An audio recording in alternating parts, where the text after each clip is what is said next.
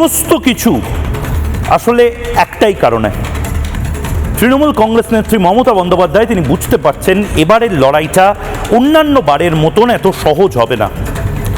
মানে নন্দীগ্রামে মুখ্যমন্ত্রী মমতা বন্দ্যোপাধ্যায়ের হেরে যাওয়া কিন্তু গোটা রাজ্যে জিতে যাওয়ার মতন হবে না। এবারও তো মমতা বন্দ্যোপাধ্যায় নিজে জিততে পারেন, কিন্তু গোটা রাজ্যটা হেরে যেতে পারেন, এটা মমতা বন্দ্যোপাধ্যায় নিজে বুঝতে পারছেন।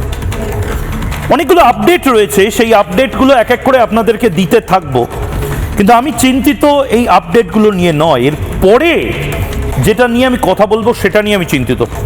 কিন্তু প্রথমে যে খবরগুলো আপনাদেরকে দেওয়াটা আমার প্রয়োজন, রবিবার একটা অভূতপূর্ব দৃশ্য আজকে বাংলা নয় গোটা দেশ দেখলো। আজকে হাইকোর্ট খোলা থাকলো, আজমল কাসাবের জন্য নয়, কোনো বাচ্চা নিরপরাধ ছেলে বা মেয়ের ফাঁসি আটকাতে নয়, হয়তো ভয়ঙ্কর কোনো ঘটনা ঘটে গেছে, সাংবিধানিক সংকট তৈরি হয়েছে, তার জন্য নয়। রবিবার হাইকোর্ট খোলা থাকলো, হাইকোর্টে কাজ হলো, বৈঠক হলো এসআইআর এর জন্য। ভাবতে পারছেন এখন জজ সাহেবদেরকে এসআইআর করতে হচ্ছে। আদালত মাঠে নেমে যে কাজটা করার কথা, রাজ্য সরকারি কর্মী যারা ইলেকশন কমিশনের ডেপুটেশনে আছে, সেই কাজটা এবার বিচার ব্যবস্থাকে করতে হবে। এবং মমতা বন্দ্যোপাধ্যায় ভেবেছিলেন খুব সহজে এসআইআরটাকে বন্ধ করে দেবেন, হচ্ছে না, উল্টে আরো চাপ বাড়ছে।